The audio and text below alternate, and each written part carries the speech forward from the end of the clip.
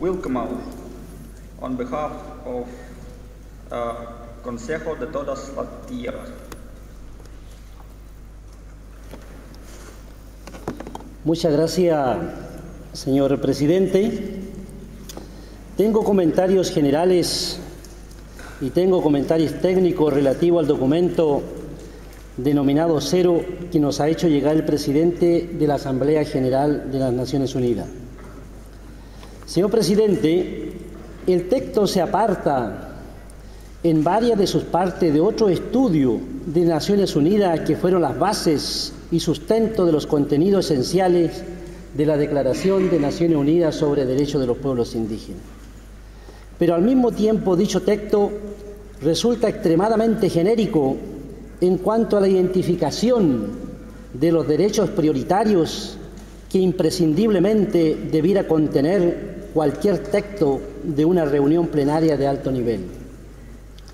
Señor presidente, el párrafo 4 del documento Cero pone de manifiesto una intención con incalculables consecuencias al referirse, abro comillas, a la interpretación de la Declaración de Naciones Unidas sobre los derechos de los pueblos indígenas. A este respecto debo llamar la atención y subrayar que en derecho existen varios sentidos jurídicos sobre la interpretación de las normas. Podrían restringirlas, limitarlas de manera objetiva o subjetiva. El párrafo 4 carece de un sentido preciso y no ofrece certeza de ninguna intención, lo que podría resultar una desventaja imprevista de la forma en que está estipulada. Señor presidente, la experiencia nos indica que siempre el derecho sobre los pueblos indígenas se han aplicado de manera restrictiva, incluso de manera torcida. En la actualidad los gobiernos, y a modo de ejemplo, en los países en que está vigente el convenio 169 de la OIT, como es el caso de Chile, se le ha aplicado un sentido distinto a lo que verdaderamente contiene esa norma. Señor presidente, no se podría dejar abierta este párrafo 4 del documento Cero a una interpretación antojadiza de la Declaración de Naciones Unidas sobre Derechos de los Pueblos Indígenas.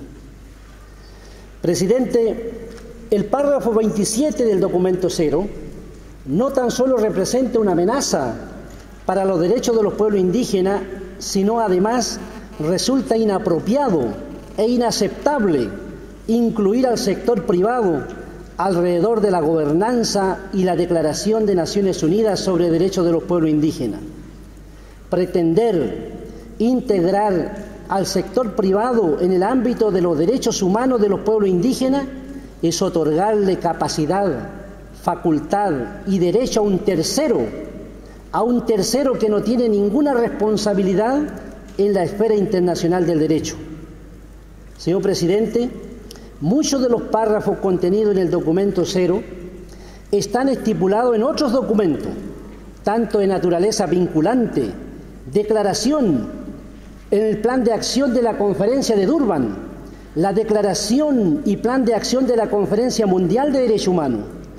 El documento Cero que nos hacen llegar resulta una repetición innecesaria de otros documentos.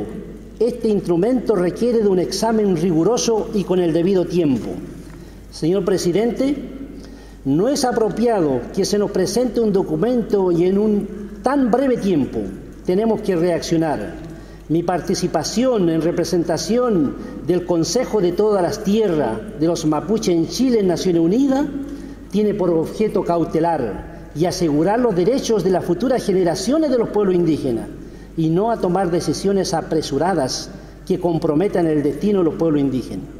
Señor presidente, a pesar de la revisión que pudiera ser objeto del documento Cero, la restringida y la limitada participación en la reunión plenaria de alto nivel, este hecho compromete el consentimiento previo, libre e informado de los pueblos indígenas. Esta situación sentará un precedente negativo para las futuras relaciones institucionales entre los pueblos indígenas y el sistema internacional de los estados y con seguridad repercutirá a nivel interno en las relaciones de los estados y los pueblos indígenas. Presidente, debo subrayar que el consentimiento es el último derecho que disponemos los pueblos indígenas.